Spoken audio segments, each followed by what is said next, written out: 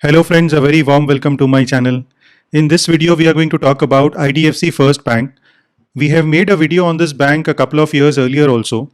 So this is kind of an update video to talk about the performance of the bank in the recent times and also its valuation at the present price. Before we move forward, if you're new to the channel, please do subscribe and hit the bell icon to get the update of all the new videos that I upload.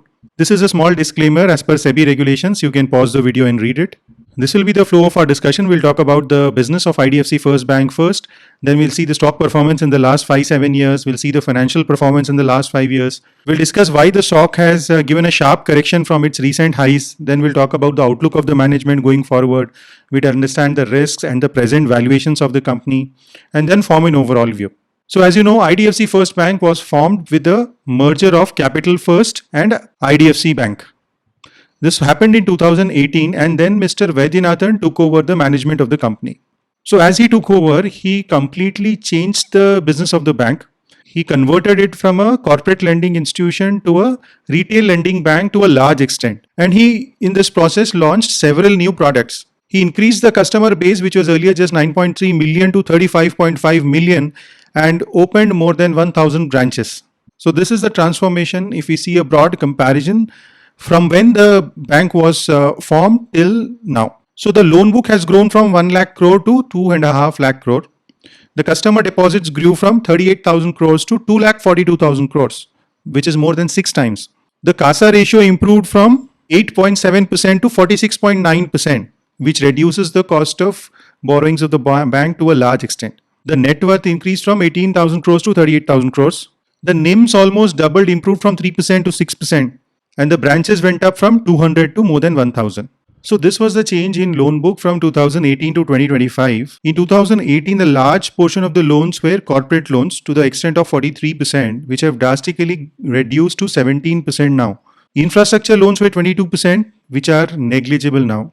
And earlier, the retail loans were just 9%, which increased to 25% now. So you can notice that there is a drastic shift from institutional or the corporate lending towards the retail lending in the last 7 odd years. These are the different products which the bank launched during its journey so far.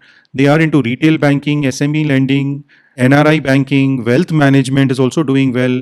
They have launched their credit cards. They are big time into FASTag and several other services which other banks also do. So now they have a basket of the entire services which usually the big banks offer. If you look at the stock performance pre-COVID, the stock was into a consolidation phase or into a downtrend. And post-COVID, as the financials improved, as the bank became from a loss-making bank to a profit-making bank, gradually the stock started moving up and it gave a rally up to 100 rupees. But from there was a sharp correction to almost 50 to 55 range in 2024-2025. And now it is again starting its journey upwards. The net interest income in the last 5 years has shown a steady increase from just 7,000 crores to 19,000 crores in FY25. The fee and other income, which is the income from other ancillary services, which is not the core banking services, that increased from 1,600 crores to 6,600 crores in FY25. The core pre-provisioning profit, which is the profit before the provisions are made, increased from 1,900 crores to 7,000 crores in FY25. So far things look good. But when you look at provisions, the picture might change a little. The customer deposits have also shown good increase from 82,000 crores in FY21 to close to 2.5 lakh crores in FY25. This bank usually gives very high interest rate on their savings bank. So the customers are attracted to put a lot of money in their savings bank account. But we are not sure how far this is going to continue. And the CASA ratio has shown a little decrease over a period of time from 51% in FY21 to 46% in FY25. So what happens when the CASA ratio goes down? The cost of borrowings of the bank overall increases because current account and saving accounts are the cheapest form of capital for the banks. The fees and other income which we discussed in the earlier slide, this is the breakup of that. They get 22% from general banking fees. The wealth management constitutes about 16%. Credit cards and the toll, which is FASTag, constitutes about 20% and the others. The net interest margin has shown a small decrease from 6.04% to 5.95% recently. The net profit degrew by 48% because of the provisions from 2,957 crores to 1525 crores. The bank recently took an approval for a fresh equity raise of 7,500 crores through compulsory convertible preference shares. The cost of funds of IDFC First Bank is about 6.48%, which is slightly higher than the other bigger banks like HDFC, ICICI. So if the cost of funds is higher, the profit margin or the net interest margin becomes less. The provision coverage ratio increased to 72%. The microfinance book reduced to 4%. So why is the bank interested in reducing this microfinance book? Because there are a lot of accounts going NPAs in this particular type of loan, which is a small unsecured loan. The capital adequacy ratio is decent at 15%. The return on assets and return on equity, which is 0.48 and 4.2, is much lower than the other banks, and one reason for this is the bad performance of the microfinance loans. So these are the different products which the bank has, and for each product we have the amount of business coming from that, the gross NPAs and the net NPAs. So majorly, if you see, the NPAs are highest in the rural finance, which is 10% of the total loan book. It is as high as 3.67% gross NPA. And the second comes the consumer loans, which is 2%. Infrastructure financing is now down to just 1%, so which is negligible. But corporate loans, which is non-infra, is still at 17%. The secured loans like housing loans, SME finance are the best performing with the lowest NPA at 0.7%. Overall, the gross NPA is 1.7 and net NPA is 0.62%, which is slightly higher than the top performing banks in India. The cost to income ratio is down to 65%, but still this is very high compared to the other banks. This is one of the reasons the profitability of the bank is lower compared to the others. And the bank should ideally work on reducing the costs. This is the downtrend in the microfinance book if you closely observe, as the bank intentionally wants to reduce this segment. It has gone down to 9,500 crores now, which is just 4% of the total loan book. So there was a reverse merger which happened, and the parent company IDFC Limited got reverse merged into IDFC First Bank. This was done to simplify the structure of the group, to allow IDFC First access to more liquidity and capital, and to improve transparency from an investor's perspective. Now, what is the reason for the stock price to fall from 100 to 50 or 55 in the recent times? The results were not that great. The microfinance book was suffering to a large extent, and that impacted the overall business of the bank. And due to the reverse merger, the arbitrage opportunity which was there, people took advantage of that and booked some profits also.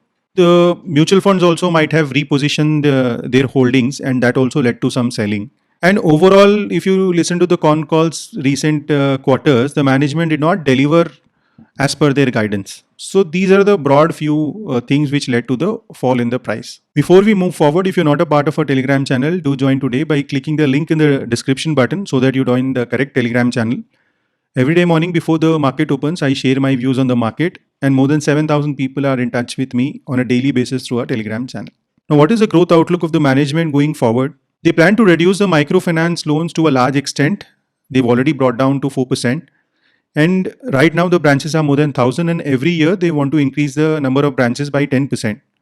They are targeting 1% return on asset by Q4 FY26. They are targeting 15% ROE as a midterm goal. And they are giving a guidance of growing their loan book by 20% CAGR going forward. Deposits, they are targeting to grow at 20 to 23%.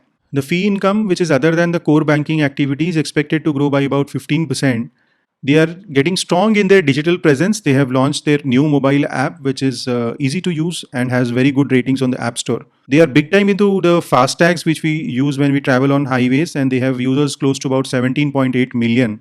And they have sold more than 3.5, or they have active credit card users of more than 3.5 million. And as their cost to income ratio is high, they have formed a dedicated team to reduce their costs. This is the growth in their wealth business.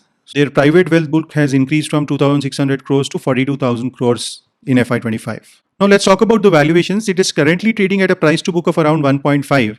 So prima facie, this valuation appears cheap. But for the valuation to look cheaper or to be cheaper when compared to other larger banks, there are several reasons.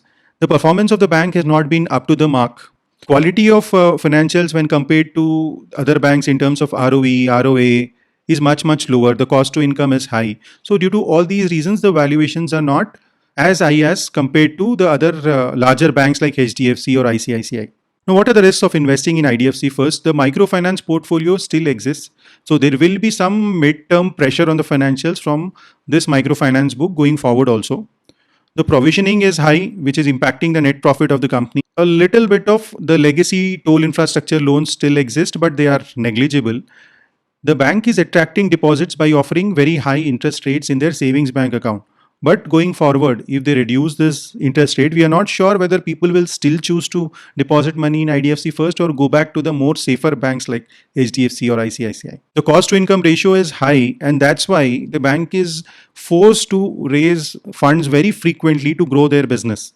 The ROEs and ROAs are not up to the mark compared to the other banks, and banking in general is a very competitive business. So now that you've understood the business model of IDFC First, you've understood how the financials have been in the last few years, the valuations, the risks, the growth plans of the bank, what is an overall view on the company? So if you're holding IDFC First already from a very long time, you can continue to hold because the bottom is kind of made on the charts for the near term and the stock has begun its journey upwards. And going forward, the management is also giving positive commentary. So if they do what they say, if you see the improvement in the results, you should continue to hold for some time at least. If you're looking for a fresh entry and if you're an aggressive investor, only then you should choose banks like IDFC because the quality of business compared to the other larger banks is slightly weaker in IDFC First. But the management is good. They are enthusiastic. They have shown improvement in the last 5 years, and going forward, we are hopeful that that improvement would continue. So if you're a slightly aggressive investor who is willing to take risk, then you can gradually build your position in IDFC First. As and when the results keep improving, as and when the microfinance pressure goes away from the bank, and as and when the ROE and ROAs improve. So that's about IDFC First. I hope you like the crisp analysis. I've tried to cover only the important points in this crisp video. If you like it, hit the like button and subscribe to the channel. If you want me to make videos on your favorite stocks, do mention the names in the comment section. Even this was taken from the last video's comments. Do join a Telegram channel by clicking the link in the description button. Thank you for watching and have a wonderful day.